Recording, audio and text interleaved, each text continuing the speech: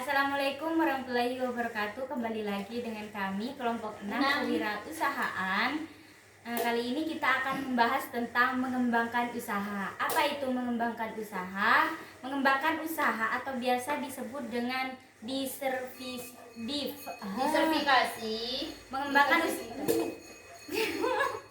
mengembangkan usaha atau bisa kita sebut sebagai diversifikasi. Nah, kali ini kita akan membahas tentang pandangan Kak Silvi dan Kak Isni yang dimaksud mengenai diversifikasi. Bicara diversifikasi atau mengembangkan usaha, ya suatu pengembangan usaha dengan cara memperluas atau kita memperluas jumlah segmen usaha itu secara besar gitu, secara luas dari market-market yang sudah dari pasar yang sudah di-share lebih ke mengembangkan usaha tuh memperluas atau mengembangkan sebuah produk yang beraneka ragam. Nah, biasanya langkah-langkah dari mengembangkan sebuah usaha atau produk ini pastinya dengan country diversification. Itu biasanya strategi yang menghasilkan produk atau layanan baru. Yang kedua itu ada horizontal diversification, dan yang ketiga itu ada konglomerat diversifikasi. Yang keempat ada defensif strategis. Nah, biasanya defensif strategis ini ditujukan untuk mempertahankan eksistensi perusahaannya itu dari ya semakin ketatnya persaingan antara perusahaan yang lain itu. Oleh karena itu biasanya di defensif ini dikenal sebagai survival strategi yang cenderung terjadi dalam suasana menurutnya ekonomi itu krisis ekonomi. Nah, itu dia pemaparan Kak Silvi mengenai pengembangan usaha atau diversifikasi. Selanjutnya untuk kita mengembangkan usaha kita tentunya kita perlu membangun sebuah brand kita sendiri untuk lebih dikenal masyarakat. Nah, menurut Kak Iis itu bagaimana cara dan pengertian atau definisi kita membangun brand atau merek kita sendiri? Brand atau merek yang dimaksud itu seperti tanda atau simbol desain atau kombinasi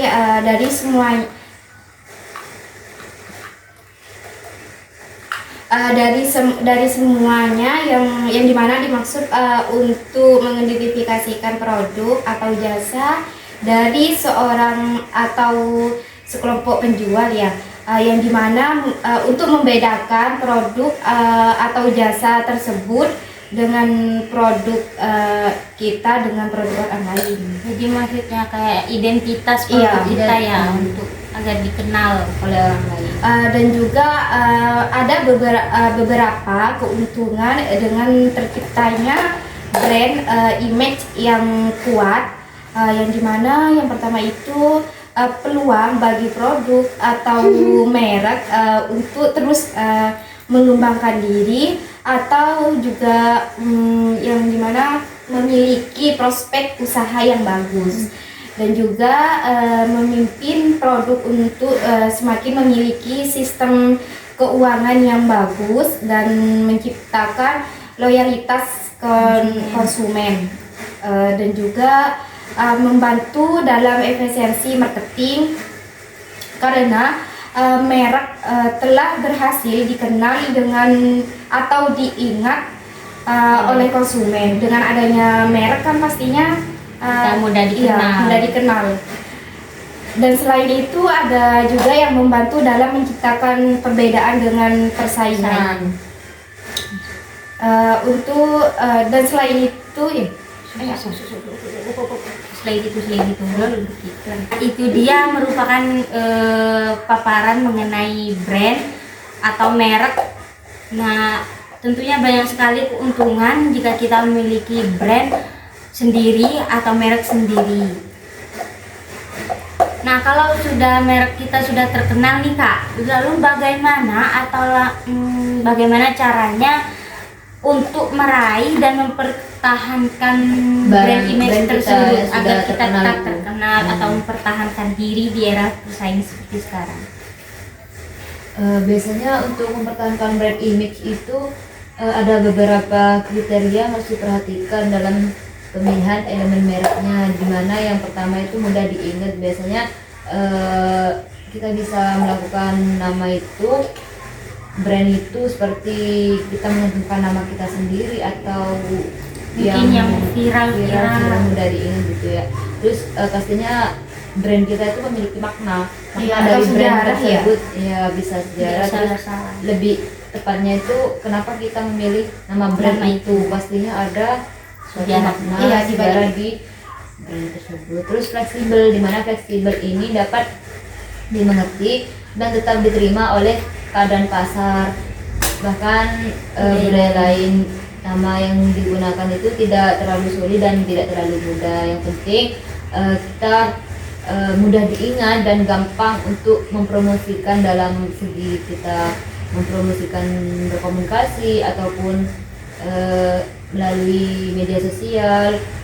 Intinya ketika kita berkomunikasi kita tidak salah dalam mengucapkan gitu. Cocok untuk semua kalangan. Terus ada legal, brand elemen tersebut sah menurut hukum dan undang-undang yang sudah berlaku. Biar gak dicuri orang Biar lain nggak ya. dicuri oleh perusahaan lain yang semestinya terjadi seperti kalangan-kalangan brand sekarang Banyak, seperti kosmetik itu ya, yang dicuri, bukan dicuri, namanya Ditiru. Terus sudah dinyatakan BPOM, ternyata produk tersebut tidak BPOM dan mencuri, ya seperti itu sudah disahkan. Biar kita lebih aman aja ya, makanya didaftarkan ke Ya. BPOM.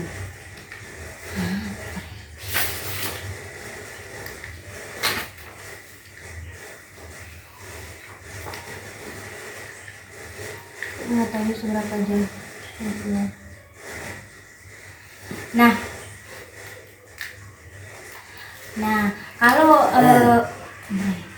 Nah, kalau brand kita sudah terkenal, sudah mampu bertahan di era persaingan seperti sekarang, tentunya kan kita akan memiliki customer atau pelanggan.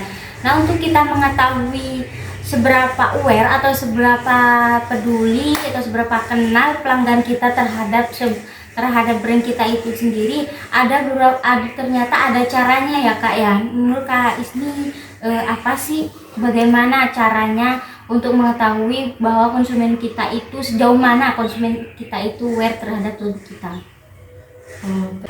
Baik, di sini yang pertama itu ada recall, yang dimana seberapa jauh konsumen yang dapat mengingat ketika ditanyakan brand kita atau merek kita apa saja yang diingat, seperti itu. Yang kedua ada reconnaissance, yang dimana seberapa jauh konsumen dapat mengenali merek atau brand kita tersebut termasuk dalam kategori tertentu. Dan juga apa coba?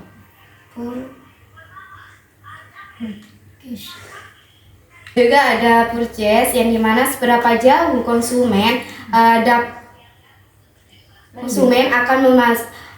akan memasukkan suatu brand kita ke dalam alternatif pilihan ketika akan membeli produk atau layanan. Dan juga yang terakhir itu consultation, yang dimana seberapa jauh konsumen itu masih mengingat merek atau brand kita ya.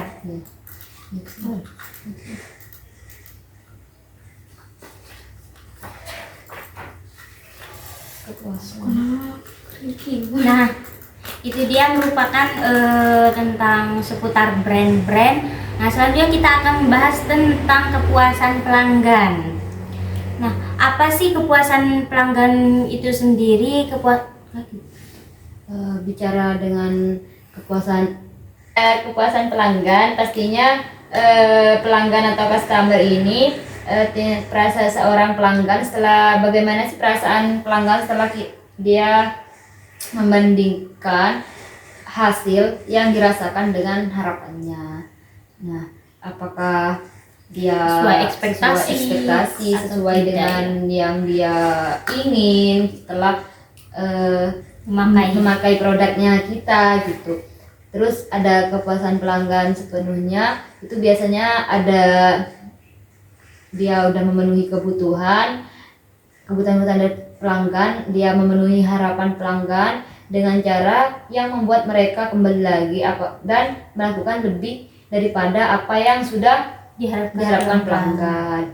Nah, cara yang sederhana biasanya yang digunakan itu untuk mengukur kepuasan pelanggan itu biasanya sistem keluhan dan sarannya. Nah, kita juga minta saran masukan kepada pelanggan supaya kita bisa memperbaiki, mengevaluasi apa yang kurang dari suatu produk kita, apakah ada